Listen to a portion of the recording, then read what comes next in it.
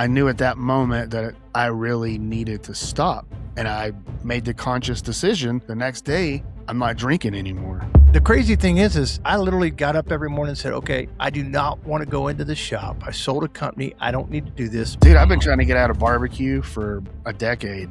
And I don't think the grass is greener. I just think that...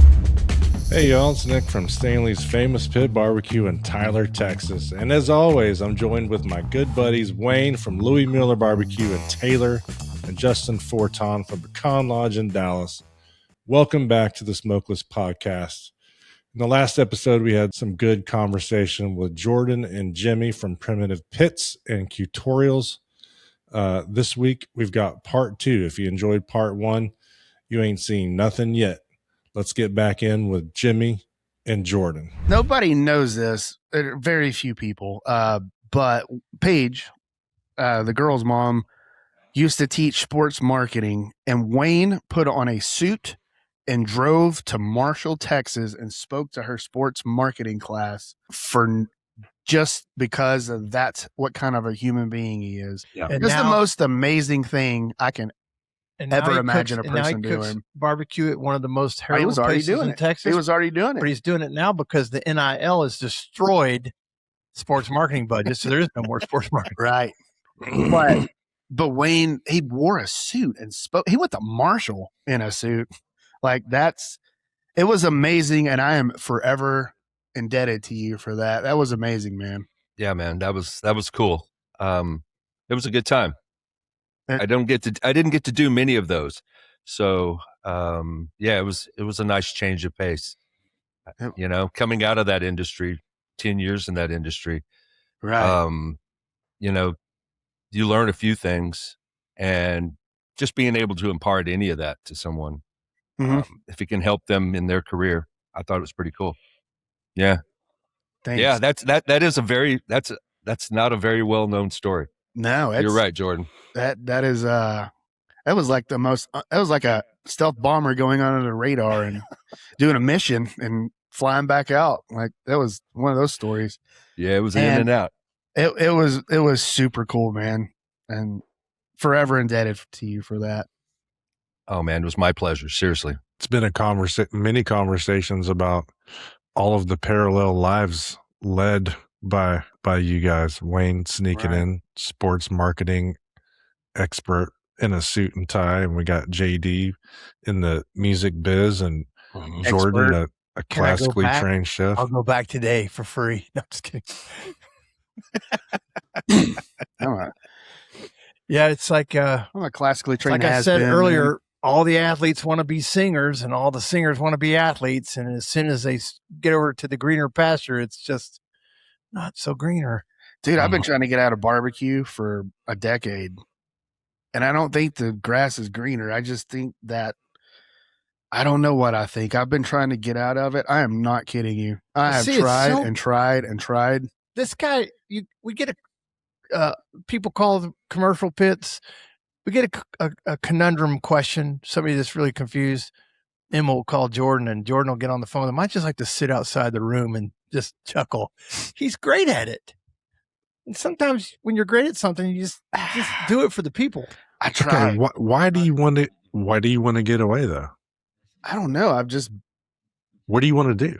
I think that's his staple answer. I think that's the problem. What he wants to tell himself. Listen, I've heard every person on this screen. I mean, I don't know y'all well, but we've talked about it a ton. I'd love to just fuck this shit. Mm-hmm. I'm done. It's too hard. Write me a check. I'm out. I mean, nobody's going to buy my consulting business. No, but I just me. In a serious note, the thing is one of the things that I learned through playing sports is, my dad always used to say this, and I never grasped it until I was into my late 30s. He was dead. When he said, if you want it bad enough, you'll learn to do the things that you hate. And that when you're a kid, you don't know what that means. So I started to test that theory with Primitive Pits. When I started it in I wanted to teach people barbecue and consult and help restaurants. I didn't want to build pits. I just fell into that because people didn't have vessels that were very good. And I was like, okay, this is going to be a problem. The crazy thing is I literally got up every morning and said, okay, I do not want to go into the shop. I sold a company. I don't need to do this. I'm going to go and I'm going to get there at 6 and I'm going to learn a new task. And I think that's probably therapeutically what I would tell Jordan is that you got to learn to really fall in love with the things that suck, that you hate, and cleaning pits to cleaning floors to that's teaching the people. best part of it. Yes, I hate training people. So anytime somebody says, we got a new employee, you're going to train them, I'm like, this is miserable. And I've tried to learn how to love it, and I still hate it. But I think I work on it. For me, it's just I don't know. I don't think it's what it used to be. I don't know. The industry's kind of gotten weird. I think Jordan could be a great pastry chef. Open up a place that gets up at 2 a.m. and goes and makes all of his breads and his danishes and his donuts. I think I'd like it a lot. I don't know. Until next Tuesday. Yeah. And you'd be tired. That's right. Like, y'all know it's the industry is just so different now. It's like people are getting into it for all the wrong reasons. And I did it because I had to make money for my family and ended up doing all right at it. And I don't know. It never was a part of my game plan in the food world. I wanted to do something like a cool diner or something like that. And I never have done that. And I don't know. I'm supposed to be in this business. I know that, but there's this weird tug of war I have with wanting to still be in it, but I enjoy it. I'm loving it. Before you came up here, we talked about opening a place in Bastrop. Mm-hmm. Jordan's going to open. I said, I'll support you. I'll help you get your pits and all that stuff. I just don't think he likes to be in the crosshairs. I don't want to be in the crosshairs anymore. Well, when you were talking about not liking it then. Mm-hmm. When you are, there's a lot of pressure that comes with it.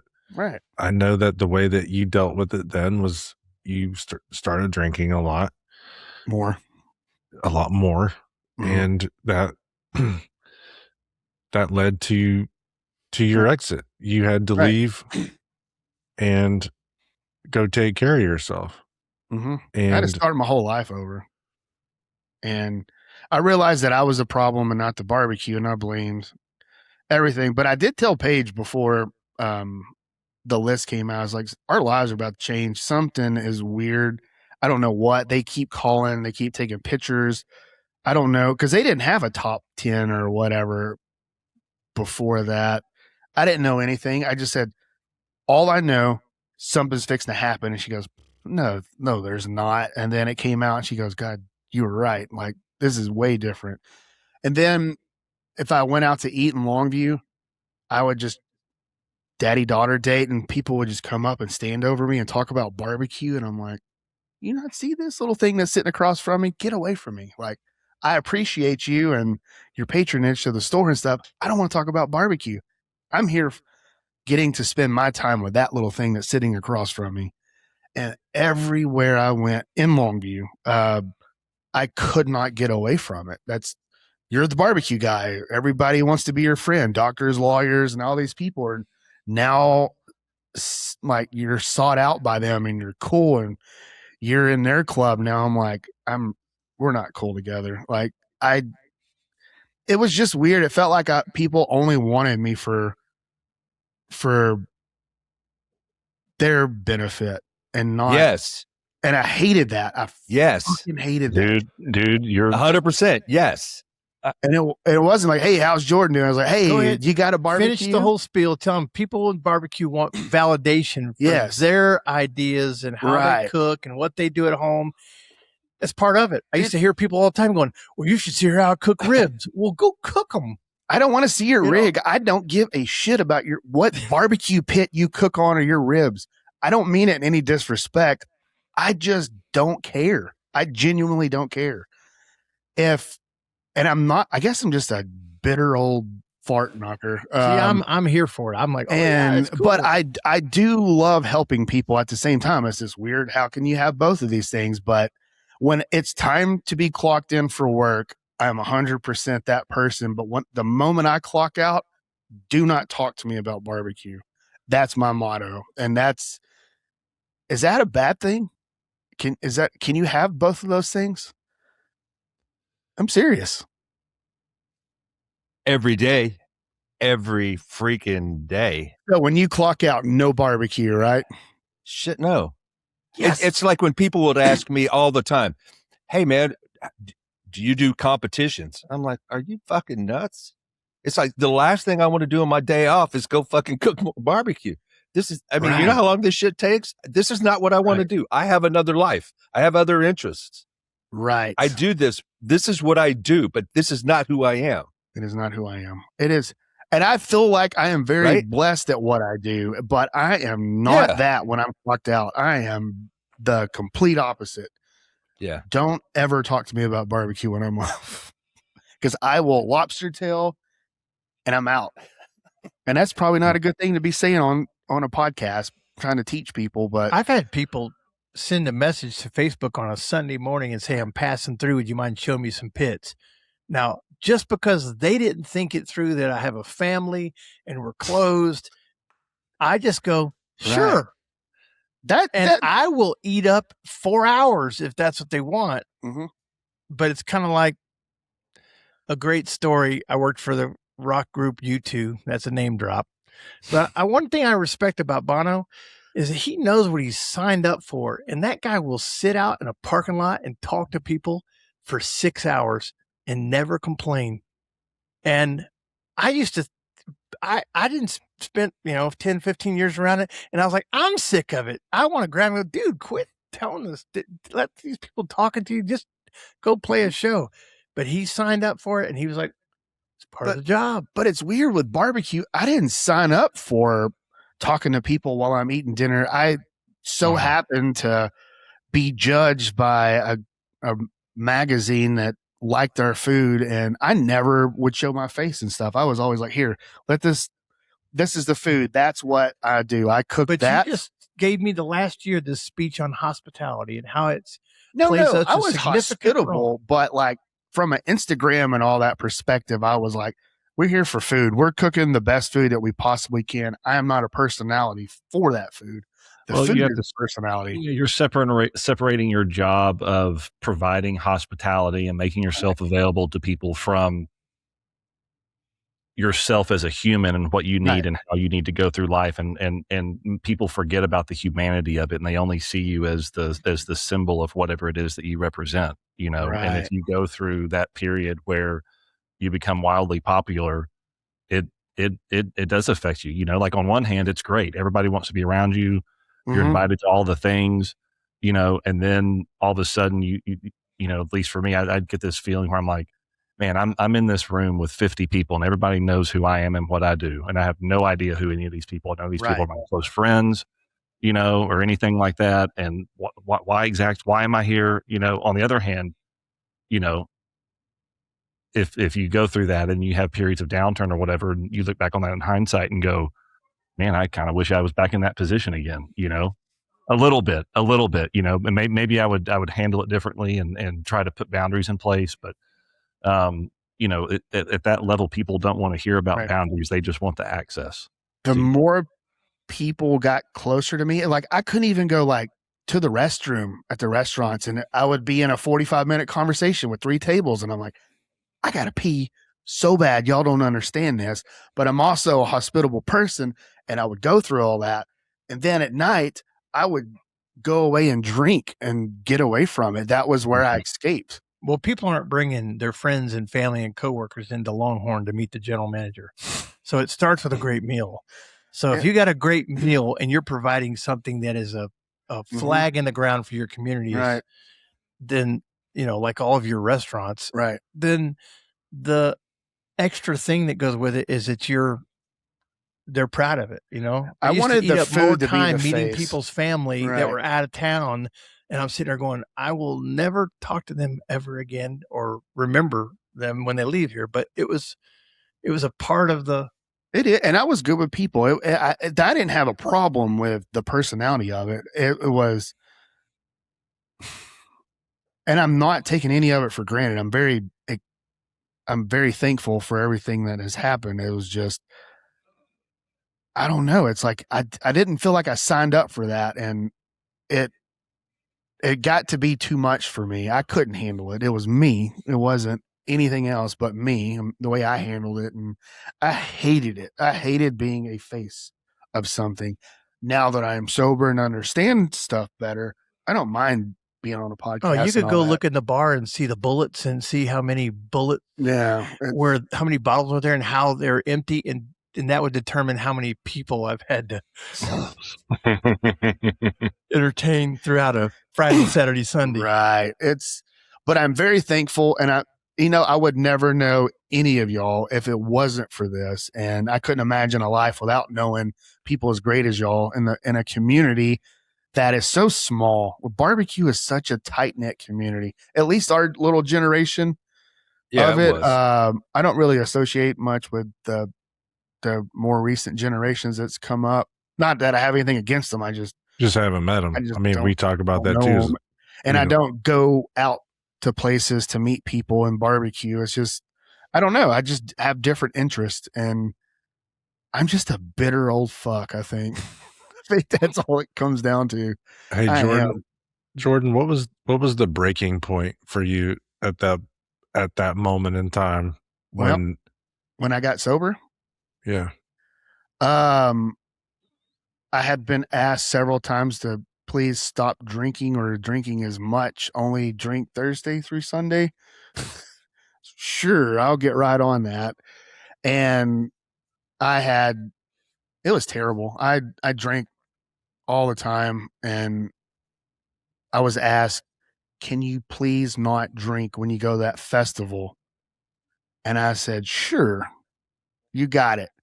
And the first thing I did when I got down there was started drinking, and I was called, and they could hear it in my voice.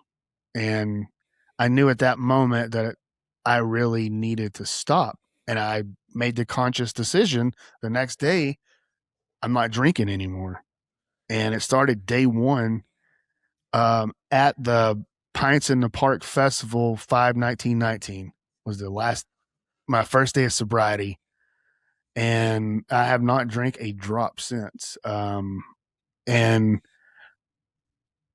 then you start putting things in perspective. You go to rehab, you start diagnosing everything and the mental health stuff and a lot of unresolved stuff that you didn't know. And you start folding or like diving through all that stuff, and you start learning a lot about yourself and how to handle things that are tough on you. Like the barbecue was tough on me. There was just a lot of stuff that I didn't handle things well, but now I understand how to. I never knew how. So, it was a long time coming, and it got worse. When I went to Gladewater, I hated being over there. So God, I hated being over there. So your trip of, to change your life and get sober, it's interesting because it took you out of being the guy who was number 4 in the Texas top 50. Right. You got back in the barbecue game. Aaron Franklin hired you to work there, and you just got to be a guy in the back who was just cooking barbecue. And I wasn't even supposed to be there, but for 3 months, like I walked in there unannounced. I'm not kidding about this. This is my luck. I am the weirdest luck. I walk into Franklin's unannounced, and I said, "Hey, and I forgot Andy's name. Is I looked over and I was like, there he is. And Andy was there, and Andy's like, "Hey, Jordan, what are you doing here?" And I said, "I need a job." And he goes, "Bullshit." And I was like, "I'm serious. I just need one for a few months. I'll wash dishes. I do not care. I have to have a job." And he's like, "Yeah, of course. You're good." And I look over to my right. Guess who's standing there? Jimmy Ho. And he's like, "Why are you here?" And And I finally just like, look, here's what's going on. Please don't tell anybody about this. I get a call from Daniel Vaughn the next day. Hey, Jimmy told me what's going on. And I'm like, well, cat's out of the bag now. And then, of course, it becomes public knowledge to everybody. And I embraced it. It was something that I did and got myself into. So I embraced it and I let barbecue heal me working there. Aaron's amazing. He shouldn't have hired me. Why? Why would he hire somebody who was in rehab for alcoholism and owns another barbecue place and blah blah blah? I mean, he didn't need to do that. I didn't even know him. I'd only ever talked to him like once before that, and like he didn't know me from anybody. And then 2 years later, he was like, "Will you like man the pits?" And I said, "No." And he's like, "I figured you were going to say something like that." But then he talked to me. He's like, "Can you help?" And I was like, "Yeah, I can. I guess I can. I can." I didn't want to. I didn't want the responsibility, like being back in that part of it. I just wanted to I wanted to be just a servant and just make food and go home. And, it helped me. It helped. It helped me a lot. And so I was there 4 years instead of 3 months. Oh, wow. It's a weird transition. But I think everything happens for a reason. And I'm sitting right here in this room where I'm supposed to be talking to you guys because of all those decisions. He would have never been trout fishing in his life if it wouldn't have been for drinking. That's a shitty thing to say. He bought a fly rod this weekend, so now it's about to get real Instagram real. Oh my God. He's going to have the little net hooked to him. He's going to have the little bushel hat. He's going to give the guys dirty eyes that have their Zebcos right down from them. I had the Bill Dan Zebco just a few weeks ago. I was the one tossing it. If you're fishing with corn out of a can and a Zebco, get away.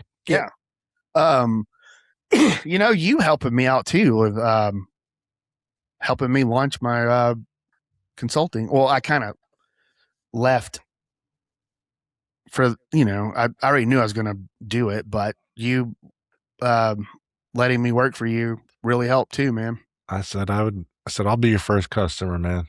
Everything's going to be okay. It was awesome. It was. I've been a second customer now, going on a year and 2 months. I've had other customers. No, yeah, you're right. Yeah, I've had. But he went down and you didn't even start here, and he went down and did a golf course thing, a billionaire playground. Yeah, now we're doing golf courses, and that's where the money's at. And I worked with Arnis. I've been friends with Arnis forever, and like getting to work with him in Florida and help open that place, that was amazing. And I also got out of my comfort zone because I cooked on reverse flow pits, and I fought that thing every day. That's the hardest damn learning curve I've ever had cooking barbecue. It was on a reverse flow. But I tamed the dragon, and eventually it took me like a month. I fought and cussed every single day how much I hated that pit. It was the cook. It wasn't the smoker. Here's the new reality show. He's going to come tame Wayne's dragon now. We're gonna send you to Louis Miller. Can it be tamed? It'll burn the shit out of you. It'll cause you to cuss. But when I ain't scared. It's like cooking at the back end of a Saturn V rocket,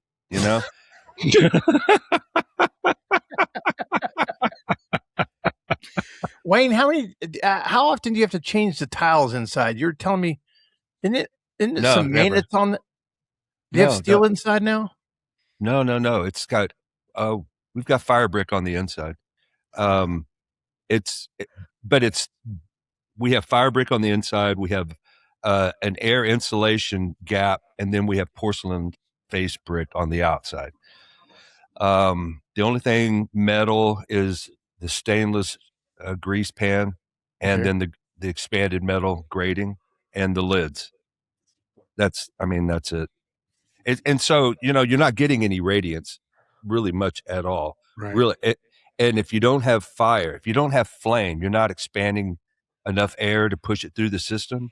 So you have to be on that fire every freaking 10 minutes, 8 to 12 minutes. If you're not in that fire adjusting logs or adding fuel, then it cools down super quick. And your temperature, I swear to God, graphing out a temperature for somebody who is just starting or who can't manage a fire well, it looks like, a fucking EKG readout. It's just fucking all over the damn place. There is no regression line. There's no mean. You're not hugging any plus or minus 5. No. I mean, it could be plus or minus like 50. So that's the hardest part of the whole thing, is realizing, okay, I do have to stay on this, because if I don't have enough heat to actually cook it. I dehydrate is what I do. I dry all the briskets out and they don't cook. And you go into an eternal stall. I mean, you'll sit at 140 for fucking, 8 hours, 10 hours if you don't manage that fire right. So you got the subway tiles, I call them, on the outside. Yeah. Mm-hmm. And then you've got fire brick on the inside. There's an air gap. There's an air gap in between that. Yeah. Yes. Didn't know that. Challenge accepted. I'll come tame it. I'll try. I would love to tame that beast, because in addition to being in the box every 8 to 12 minutes, you're in the pit every 30 minutes to rotate out briskets, and you're approaching this as some classical military exchange where you have rank and file, you've got frontline interaction with heat coming at you, and because you're dealing with radiance, you're dealing with the inverse square law, right? So for every distance, say foot traveled, you're dropping 10, 12 degrees in temperature.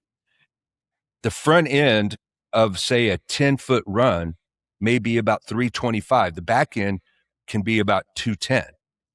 Wow, that takes some momentum.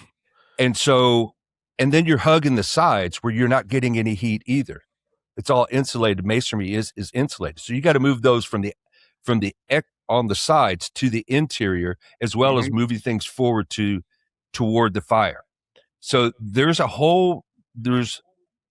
methodology to the rotation to make sure that all sides get equal exposure to the heat. The heat valley is sort of like a normal distribution. So you got about 10% of almost no heat coming off the sides, where about 60 to 80% of the total grill space in the centers where most all of the heat is going. And so you're moving shit in and out of that all the time, plus getting it closer and further away. Right. It's a logistical ballet that's a real pain in the ass, because it makes it difficult. Like job description. He would be great. He loves this stuff. What kind of stack system does it have on it? It's a fucking it's a fireplace chimney. Yeah, it's a chimney. It sounds like the back pressure. It doesn't have back pressure, and it escapes too fast. And you got to back pressure back in. You have there's a damper that you slow it down, but the problem is, if you slow it down too much, then you're not going to get enough air pressure going out the front, coming up the front. It'll all go out the back end of the firebox. So now you don't get enough flow going up your stack to actually pull and draw any air through the system. So and if it's a southern wind coming out of the south, it blows everything right back into the pit. So you're constantly fighting not just temperature, rotation, but you're also fighting something simple as just what's wind direction today. And simultaneously, he's got to have enough smoke to go into the dining room, because it's the cathedral smoke. That's right. And you got to monitor that, because if the vibe is not right, then the barbecues. Yeah, I love that vertical flow y'all have. If your hair doesn't smell like smoke for when you leave, if people don't ask you what's on fire when you're at CVS, after leaving for lunch, then you're not doing something right. Yeah, for sure. You smell like smoke if you just park in the parking lot. Yeah, it's imparted. Like the inside of my car smelled like smoke. Yeah. Last time I was there, from just opening the door and coming inside. We were talking about which is not a bad thing. Like the whole being in a spotlight thing. Justin and Wayne, y'all are, large market Dallas, and then your family history with who you are. It's got to be crazy just going places and people like, hey, how you doing? Guy who cooks barbecue outside of work. What you doing? It is weird. Just like you were saying, it's Justin, you pointed this out, I think rightly. It's a little unnerving every time people come and address you and you have no clue who they are, but they have way more information about you than you do about them. Because it catches me off guard, even now. And you try to be cordial and try to talk through that, but man, by nature, I'm an introvert, dude. And I've had to learn to become very extroverted in my corporate life, my sports and entertainment career. You have to take on that persona and build that if you're going to be successful.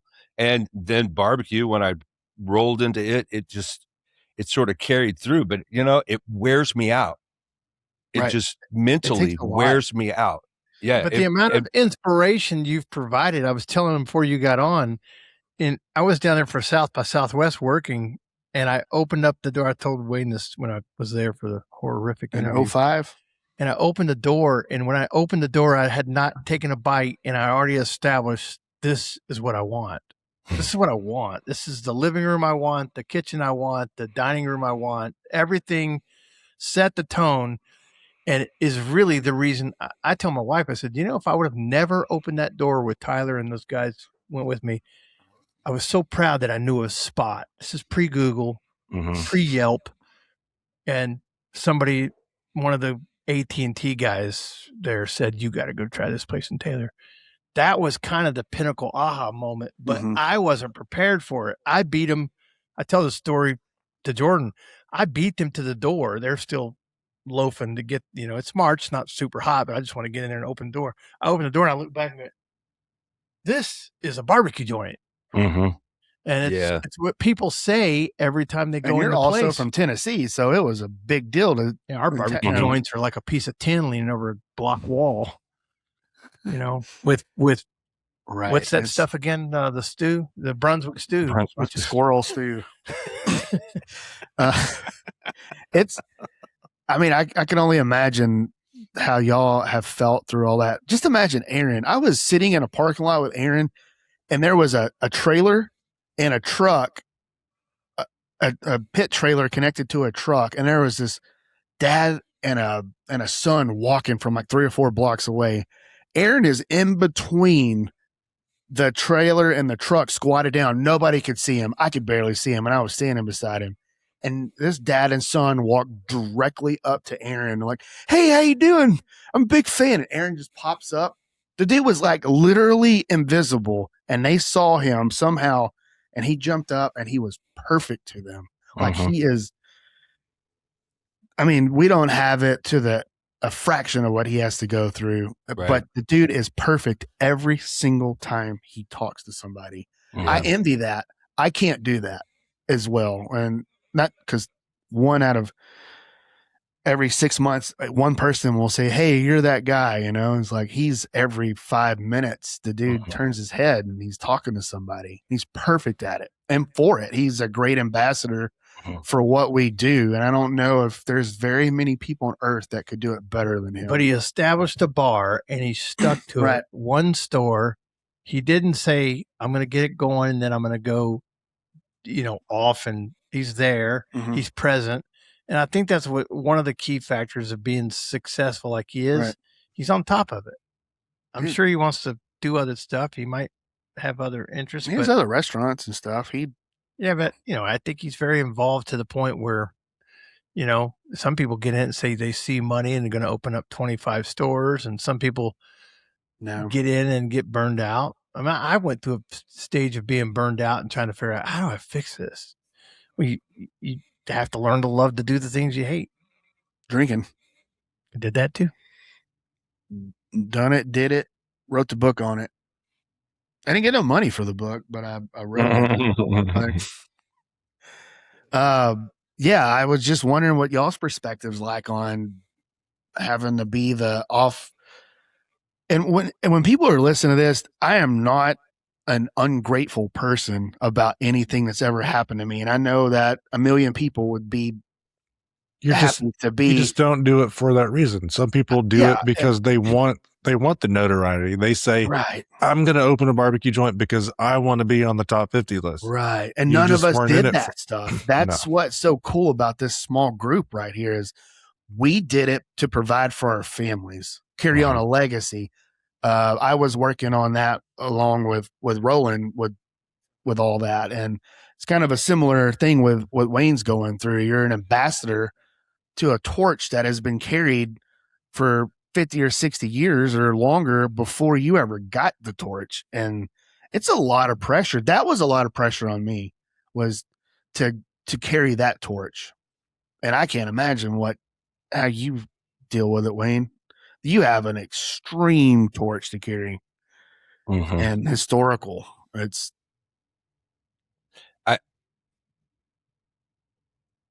My journey, I promise you, there's no one truly understands the amount of glass and fire that I've had to walk through since coming back and doing this. Because there's been a lot of internal family turmoil, and there's been, I mean, constant attacks just from family. That in itself makes things difficult. Right. But then, yes, trying to pick up a mantle of someone who I see as this demigod, right?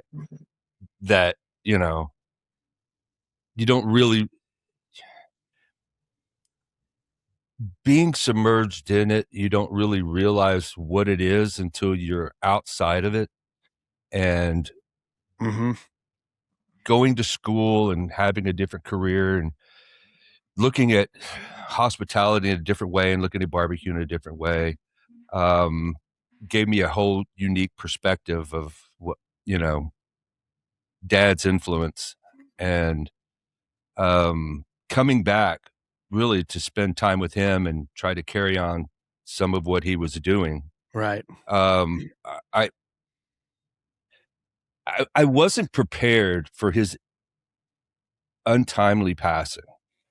I mean, we were still working toward his retirement, where he would no longer come in and cook in the mornings. He would spend, a fraction of the time coming in, doing whatever the hell he wanted to do for the first time ever, and not having to worry about, all of the struggles of operation. And we didn't make it that far. And so I didn't feel we had fully transitioned out.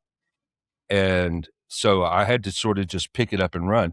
And it became pretty apparent pretty quickly that even though there were many, many patrons who were just incredible, longtime supporters, there was more than enough people out there ready to just write my obit and bury me, right? And a few took their shots, and so trying to really kind of stave that off while everything's in rise. Aaron's suddenly becomes this superhero of barbecue, and then my competitive nature is like, well, god damn, I can't catch that mechanical rabbit. That fucker's to the moon already. I mean, there's not enough fuel in a jet or a rocket for me to catch him. So the only way we can do it, we can't do it with brisket. We have to do it with something else.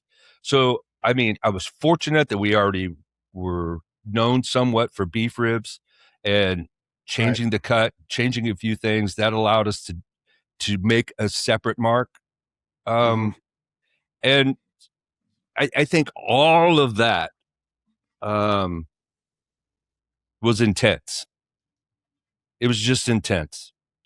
And now, I mean, the struggles are so far removed from those things. It's, can I recruit enough good people to do the job? Can I find somebody in the kitchen who can at least man a fire correctly? Can you cook a cobbler? That's a little too fucking advanced for you right now. Let's just get you on the fire. I'll train you for the next 18 months to get you on a fire regimen that you can handle so that I can, I don't have to work 16 hours a day. But I mean, that's the kind of shit that I deal with now. And it's like, this is all bass backwards. It shouldn't be this way, but it is. So the struggles are real. People don't understand the magnitude of what you have to perform every day. And there's going to be people listening to this like he's just bitter and not grateful about anything. It's like, come get you some. Like, it's like work in this environment for as long. I think, going on 18 in barbecue. It's hard. 100 in barbecue years? I'm 89 in barbecue years. Yeah, for sure. Aged like a dog. Yeah. It's hard. It's the hardest thing I've ever done. But then it's like the cooking, like nobody understands this. The cooking is the absolute easiest part of barbecue. There is nothing easier than cooking it to me. It's everything else that you have to do. The performative, the keeping up with everything, the financial part of it, do I have a family still? Do they think, it's all those things you like, well, you're getting tugged over here. Well, you're not at home enough. Well, you didn't do this, or you got to be that person in the middle that people are yanking on. And then you get yanked for a little bit. It's a game of whack-a-mole. Mm-hmm. I didn't play whack-a-mole very good when I was in the middle of it. And now I'm better at playing that, I think. And it is hard. It is taxing on you physically, mentally, like you were saying, Wayne, like the persona you have to put on. And I would cut every day for 200 and something people. And I was Mr. Big Smile and gracious and hospitable. And then when you get done cutting that last order and you walk away from that block, you just walk by and you're just like, fuck. You got to take a huge breath, and then you open a beer up and you're just like, oh my God, I didn't know how long it was going to last. It's hard. It was very hard for me to perform every day. I didn't know what I was getting myself into. I just cooked barbecue and I enjoyed doing it. And I didn't know that there was going to be like that part of it attached to it. You'll never make a deeper relationship, in my opinion, than the one that you find and hire somebody to come work and believe in it like you do and care for it like you do. Right. And have an entrepreneurial mind, not complaining. When you find those people, you embrace them. We have them in our facility. we have them in our building, and we wouldn't exist without it. So the frustration of, the ones that kind of revolving door, they expend all your energy. They do. It's a lot to balance. It is the biggest restaurant wise. It's so much harder than any of the other genres of the restaurant I've worked in. I've done caterings to all different kinds of cuisines, but barbecue has different elements that restaurateurs have never seen. And then you have these restaurateurs, I'm going to open up a barbecue place. And I'm like, you don't know diddly about what you're about to get into. And they're like, well, I've done this. Okay. You don't know. You do not know. And then they come and they don't have hair because they pulled it all out. And, you were right. And it wasn't about me being right. It was about me trying to warn you. I'm the worst consultant. Everybody that asks me if I will help them open up a barbecue place, I always say, don't do it. That's the first thing I tell everybody. And he's always like, quit saying that to people. You're a terrible business person by saying that. I'm like, no, I'm just genuine. I mean, if you think about what I'm here for, I have lots of options. and I chose this one. It's really hard. It's like, Justin, you go to Dallas, you're kind of the first darling there. There's nobody there. Now you got 500 people there. Mm-hmm. I'm still existing in a world where there's tons of pit builders because I still care very little about the pit. We fixed that. I care about the barbecue cook. And if the barbecue cook simply wants to cook better barbecue, then we're here. I'm serious. When he says these things, it is not a facade. This guy right here cares more about helping the person more than the pit. He does not care about that pit. I mean, it's his darling, like you said, but it's just you care about a great stable vessel. But if somebody calls me and says, "Hey, I got a Moberg and I'm struggling cooking," okay, what are you struggling at? Well, I think it's the pit. No, it's not the pit. It's the cook. It's not the pit. The pit's great. You figure out your fire management, figure out anybody that's building a really decent pit that's in places that's doing, great things.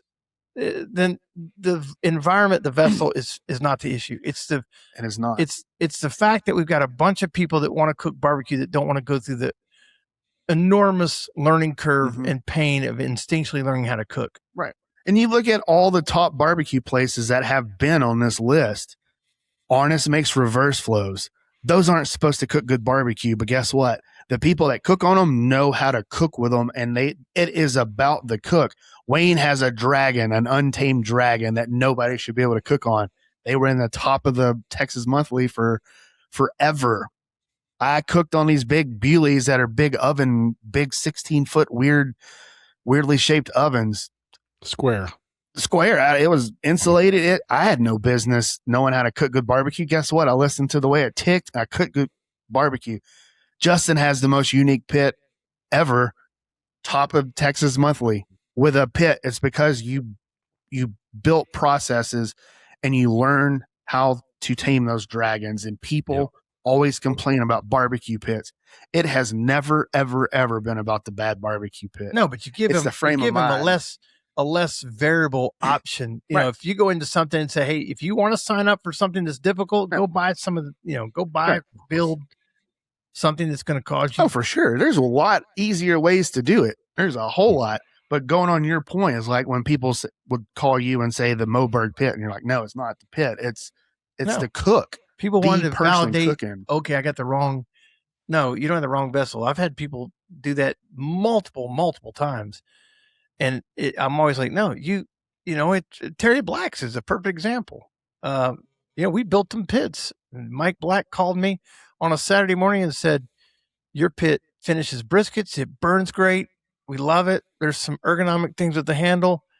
And I'm like, "What? You got a guy who lives right down the road, and he can do things I can't. I can't jump out of the way of, a year-long wait, a year and a half wait." And it's very a common theme around here is just trying to teach the barbecue cook to utilize their 2 million year old DNA to manage a fire and to learn when the protein's ready to wrap, ready to pull. We've gotten the last 10 years just off on. I mean, I see pits now that we have paint schemes and spinners and I swore to our guys in the shop, that's the ones that are still here. I went in there one day and called a meeting and said, "We will never paint a single barbecue pit because it does nothing to the barbecue." And on a different note, the reason we were kind of running late because he was posting a TikTok of a green John Deere green a pit. A guy wanted to look like a John Deere tractor, and that's great. I've learned to adapt to that. It is. It's great. It's just the same pit. We've just not changed the thing about it, but now we have a $200,000 paint facility, paint booth, and had to learn all the stuff the last 7 or 8 years about paint. And man, this man right here cares more about integrity than any human I've ever met about everything he does. He's a world-class, heavy machinery operator. He could outdo most contractors. He can drive excavators. He's got dump trucks. He's got skid steers. Not only can he drive them, he is perfect on them. I don't hire anybody. I'm cheap, and I'm like, okay, I could do the job, and I usually do it better than most of the contractors. And I get frustrated. I get aggravated. I've built It's insane. the stuff that I built the buildings down here, graded the campus, and done all that because of I know when something's wrong, it was on me, and I could probably figure out how to fix it. Well, it's integrity too. It's insane. And now you have a world-renowned pitmaster and classically trained chef who can change the brakes on change brake on your dump cylinders. truck. He's done. Listen, Nick, the amount of things that this guy's done since he's been here, it should be a TV show. I mean, it's kind of like job of the day. Hey, Jordan, when you get in, we're going to do this. And I text Spencer all the time what I'm doing. He simply just says, okay, let's do it. But listen, it is a TV show. You guys can go to their channel and you can see videos, not only of all of these things, I've watched it, but you guys got to go check out all of their videos about cooking. I really loved one of my favorite videos was, do you actually have to stay up all night to cook? It's a great video. You guys should check that out. And we look at each other and talk about, are we willing to let this out on the internet where everybody is going to judge us? And Jordan says, I don't care. I'm like, I don't care either. Let's do it. I used to care. I don't care anymore. I mean, if you can't laugh at yourself, you can't. It's just not even fun anymore. Well, I'm not as bitter as I used to be. I've tamed down. Not at all. I've tamed this dragon. That's the thing that matters the most, man. Yeah. This was the pit that needs tamed. He's a good spirit, man. He's always in for a good time. I mean, I'm a wreck, man. I get up and get to the shop an hour and a half before Jordan does, so I can get all the wreck part of my. So when he opens the door, I'm like, but I'm usually like, there's 800 problems and there's 400 people that need you there and 200 that need you there and 20 guys. And this machine just went, kaputs and we got to fix it. And Jordan comes in like, hey. I can drive everything here now. He's lulls, moffats, skid steers, whatever. But so help me God, do not call me when I'm not working. Like, don't talk to me about barbecue. And every time somebody shows up random, they want to see a pit. I'm like, hey, Jordan, can you get this guy? Oh, sure. And Jordan's out there. And I do a fantastic job. And I'm sincere about it. Unlike you guys, when people come in here, they don't ask for me. They just want the information. And so Jordan, you're going to have to watch out for this fly fishing business because I'm telling you, you're going to get completely absorbed in it. As detail oriented as you are about things and as many nuances there are to like tie flying and all the leader knots and all these different types of things. I mean, you're going to get lost in this. This is going to be trouble for you. I can feel it. Here's what happens. I'm going to practice. You do it? Are you a fly? I do. Yeah. So let me get a little bit under my belt and I'm coming up. All right. And we're going to go out and we're going to fish for He's practicing in his front yard yesterday. I do in my backyard I used to do it all the time, but I've been catching with spinners and rooster tails and stuff. But I'm like, I got it. If I'm going to be here, I might as well learn the trade. I'm going to fly fish. Cool. And yeah. Until you're fishing with someone and they want to talk about barbecue, and then you're just going to throw your rod. Let's go to a creek with no cell reception and not talk about That's barbecue. where he goes. Yeah, there you go. You call and it goes straight to voicemail. You can't get a hold of me. You cannot get a hold of me. I go there on purpose. Yeah. Last time I tried to call, I went straight to voicemail and I was like, where are you at? And you called me.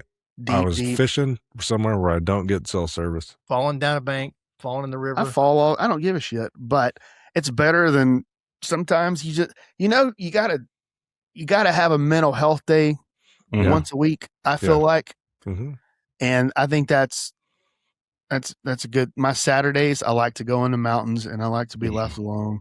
I do. What do you do?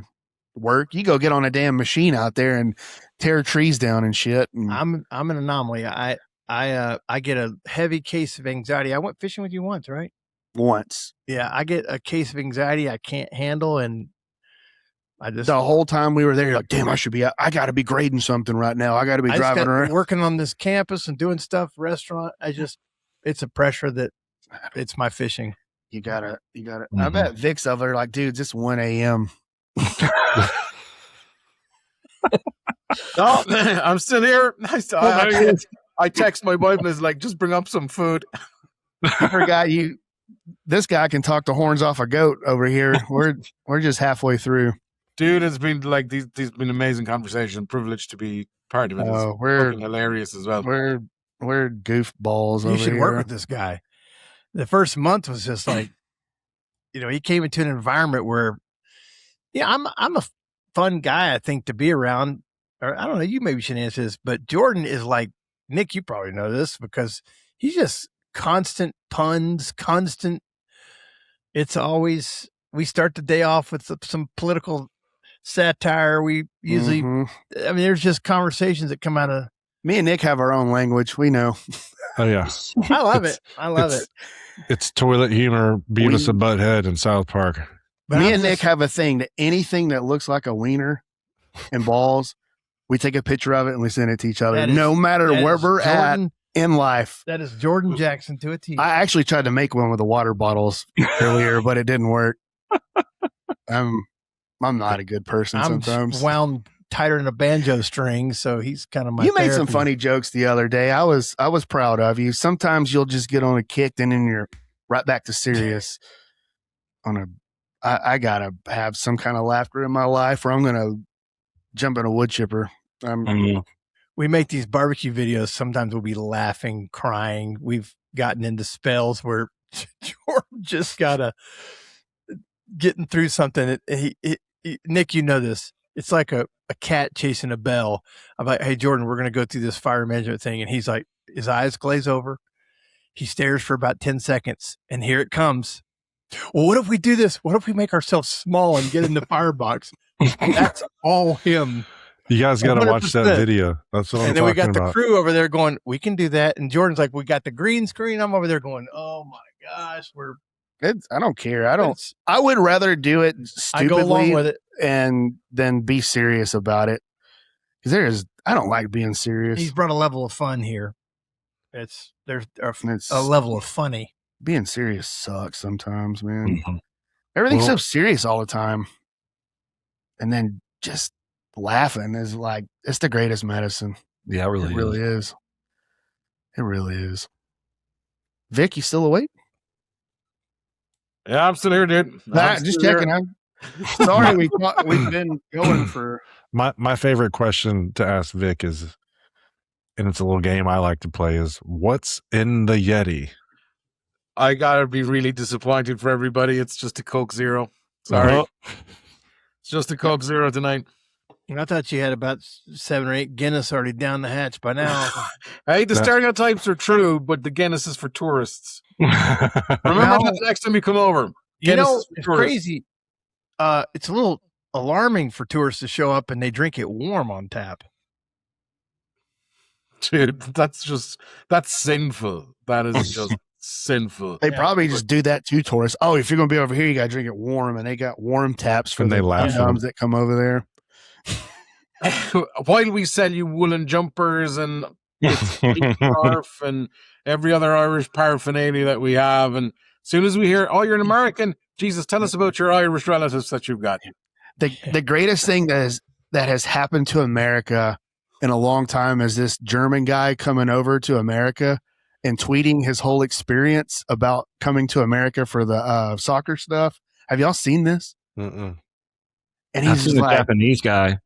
He's talking about like how great the Caesar salads are. How excited he was at a Caesar salad.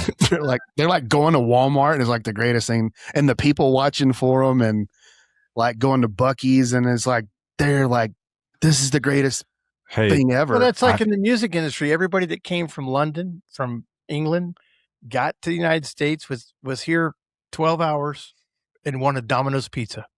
And I'm like, really? It's just, back in the 90s, it's like Domino's.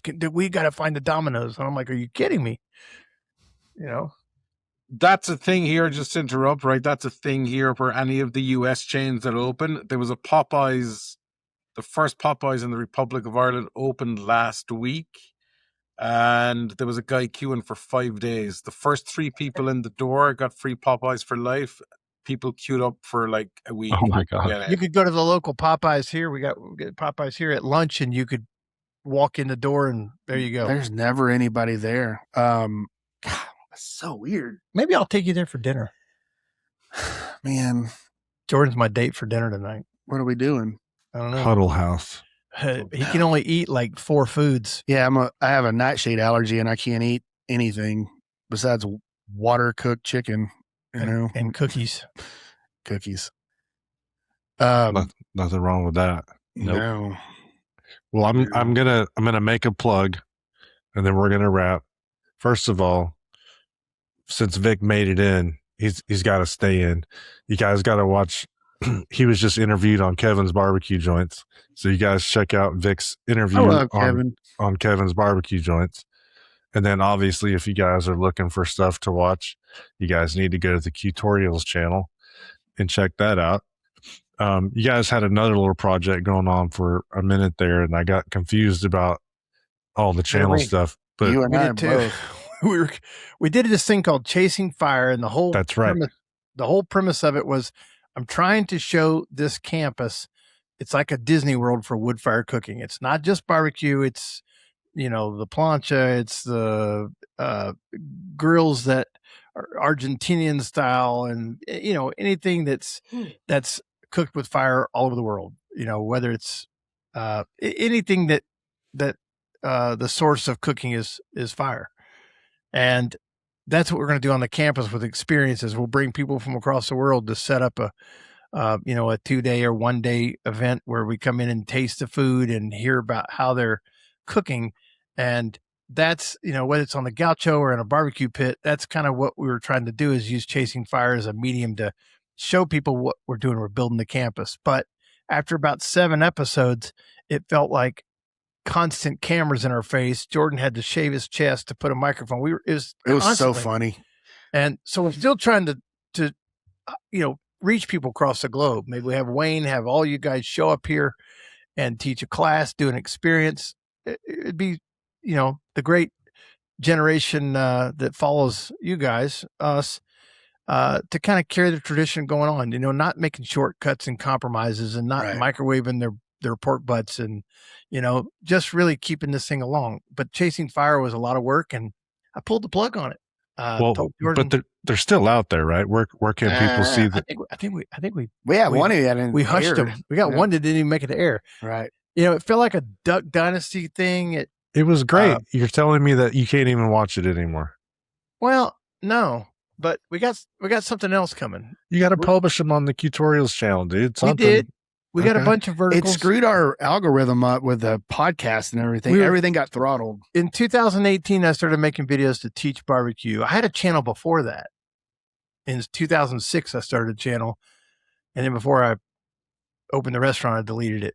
Then it's Quetorials in 18. And then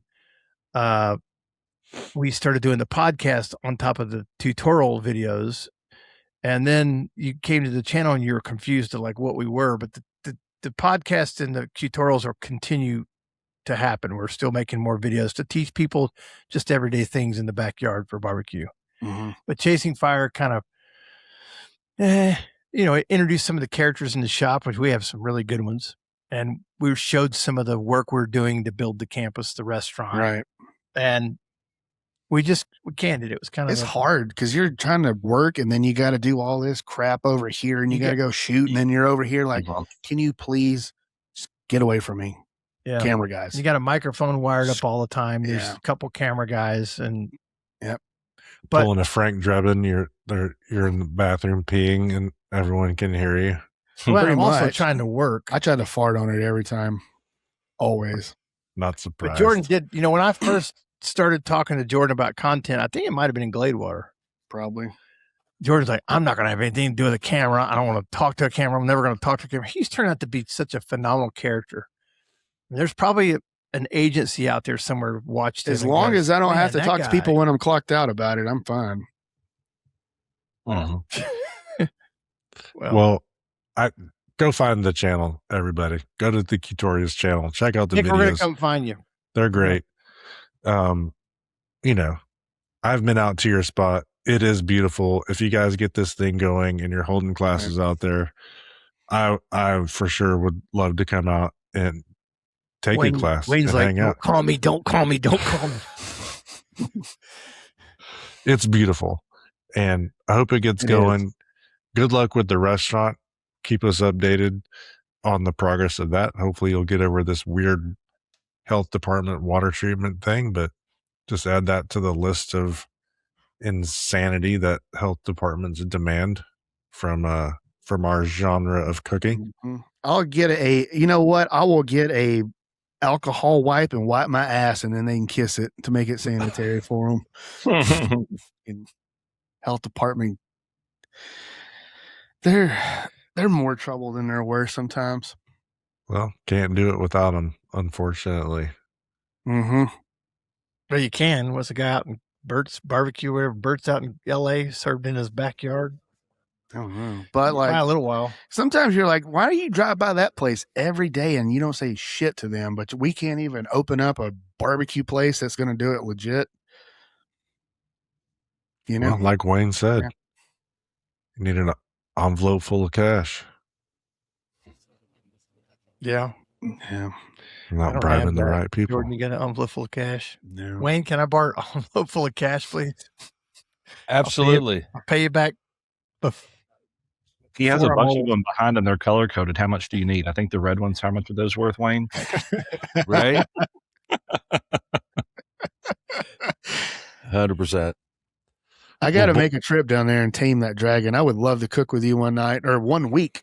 Yeah, come on. I would love that. Absolutely. Yeah, love man. that. Seriously, we talked about building a brick pit in our restaurant just because of you. Yeah, we were just like, don't be fucking stupid. don't be fucking stupid. Just like you, Jordan, you're telling people don't open a barbecue restaurant. Everybody who comes and says, "Oh, I want to go old school. I want to do this masonry thing." Right. I'm like, man, put your brain back in your head. You have no idea what you're asking for. You have no idea what you're asking for. Mm-hmm. If you think that your time is pressed now, you're on top of this. It's like having a fucking infant that you have to care for 24/7. That never grows up. No, it never grows up. It never grows up. I mean, you can't train it. It will burn you. It will hate you. It will treat you poorly, and it will call you dirty names, and you still have to love it. You know, I mean, because that's the only way you're going to get it to perform. It's just a nightmare. I just can't get anybody out of their own head and saying, you don't want to do this, man. I promise you don't want to do it. You know, I mean, I can tell you, but I can promise you that your first week in doing this, you're going to regret spending a dime on any of this. And you're going to blame me. Remember that time I told you not to build one? That's why I tell people don't open restaurants, so they can't blame it on me. Why are you divorced and just got out of rehab? Wayne. Yes. Yep. Right. Public enemy number one. That's what me. I want to be. I'm so glad that we got to do this finally. And we don't ever get to all be in the same room. It's like when you graduate high school. We're going to have everybody here when the campus is going. Or Texas. Or we're going to do an experience. Where's a common place? Do y'all go to Texas much? Yeah. I don't. So, I guess Texas, maybe Mississippi. I don't know. Maybe you'll come up. No, we'll come anywhere but Mississippi. Yeah, there'll be an Aaron Franklin pop up like a new mousetrap that'll pop up somewhere in the next whatever year or two, be in Nebraska or something or Missouri. Oh God! And it'll be cooking with a upside down crystal vase or something. I don't know. Oh God! Everybody will go that direction. Mm-hmm. Yep. Well, thank you for taking time with the heavy equipment and the videos and the welding and the finding things that look like penises so that you can text me pictures of them. Thank you for taking. Yeah. You said barbecue in Missouri, and my Missouri buddy that's wanting to open up a barbecue place. I swear to God, he just texted me. Do it right now. Open it up. He's an old cohort from culinary school. I'm like, Sam, you don't want to do this shit. Do you know how expensive beef is? No, I don't. And I started flooding him with all these stories from Texas about barbecue places closing. I'm like, if that ain't enough reason, don't do this. Last question, Wayne, what was the price of brisket when you came back to? When I came back, it was $169 a pound. And what year was that? It was the end of 06, beginning of 07. When I was at Marberly in 2003, I remember seeing some invoices like 89.99 cents for a Oh pound. yeah, I mean, for sure. And during the summer, you could always get the 99-cent brisket. Right. They were selects. They were selects, but you could get as many as you wanted. I mean, there was never an issue. And the choice was like $1.29 because they would load up on those as well. You'd be like, I don't know how we're going to keep the doors open. It's $1.29. Remember those days? Or freaking out when it went over 3. I swear to God, if they go up to $2, I'm done. My dad would have so there was collusion in Taylor between all the barbecue restaurants. They all had their market share established, and so nobody went up without all of them talking about, okay, we got to go up like 12 cents this week because we've held this for the last 200 years, and so everybody would agree, yeah, we're all down with that because they were all cooking at that time select. They were all getting IBPs from the same place, and so it's like, okay, yeah, we're not trying to undercut each other. Everybody just stay status quo. Any new base came from outside the city. So, and everybody had their niche, but they did. They all made sure their pricing was in line with each other. That's cool. Yeah. Nick is trying to get off this podcast so bad. That's not true. I would talk. I mean, this is what we do, but we are trying. We have Nick's alarm's going off. We're trying to keep our episodes. This is going to be a 2-parter. We keep ours 30 minutes or under, and Jordan's first 18 minutes are always about what he did or did not catch. You bring it up, and I talk about it. I just like a little blip. I don't like the, I was in this one spot. I fell and my waders got full of water and I was sneezing. No, that was picking up river rocks for your ass for your. I'm just going to throw Vic under the bus. He's typing to me on the screen over the thing. He's like, wrap this shit up, dude. Wrap it up. Well, thank you guys for having us. I hate goodbyes. Like, I have a weird. He didn't say that. I'm making that up. I don't like goodbyes. He's got there's 40 other questions on the screen that I'm looking at that we never got to. And it's fine. We'll just have to talk to you again another time because it's good to see you both. I appreciate your insight and your time and wish you the best with getting it all done. And, post some videos and show the progress. I want to see the Chasing Fire videos again. They were really great, you guys. Cooking barbecue for me. The videos. Oh, the videos are his cooking barbecue that we've been complaining about. Or now I'm going to go home and be like, God dang, I sound like a cynical. He does that after every podcast about everything, but he speaks the truth. But I'm a good person. I mean, that goes a long ways. You are a great person. He is. You're a great teacher. Yeah, but I'm going to feel real bad because I'm lucky to be in this spot, and there's people who just would do anything for us to be in one of our shoes with barbecue, and it sounds like granite is being fortaken. Or is that even a phrase? Mm-hmm. It is now. It is. I am thankful, and I just want people to know that I'm a thankful person, and I wouldn't have it any other way, except I would be working in a restaurant if it would get open. You'll be cooking barbecue again in a restaurant. Yep. It'd be cool for a little bit. We'll talk to you a year down the road after y'all open and see how you're. The rest of my baldness will go ahead and take shape. Great! I can't wait for the horseshoe to take shape. God, just keep wearing primitive hats. Yeah, dirty ones. Thank y'all. Appreciate it. Thank you. Love chatting with those guys. Love hanging out with my homies Wayne and Justin. That's it for this week, guys. Can't say enough. Go to drinkwillies.com. Put in promo code SMOKELESS for 10% off your first order. This does not include subscriptions which you're going to want after you get your first bottle. Check out drinkwillies.com. Good stuff. The man, the myth, the legend, Willie Nelson, doing good things. Check it out. It's delicious stuff. Makes you feel great. Get some good sleep. Go out and have fun. Alcohol free. Just check it out. drinkwillies.com. Promo code Smokeless, 10% off. We got Plate or Hate returning next week. So send us your barbecue pictures. Tag us on Instagram, smokeless_podcast. You can send us an email, hello@smokelesspodcast.com. On behalf of Wayne and Justin and myself, thanks for listening. We will see you next time.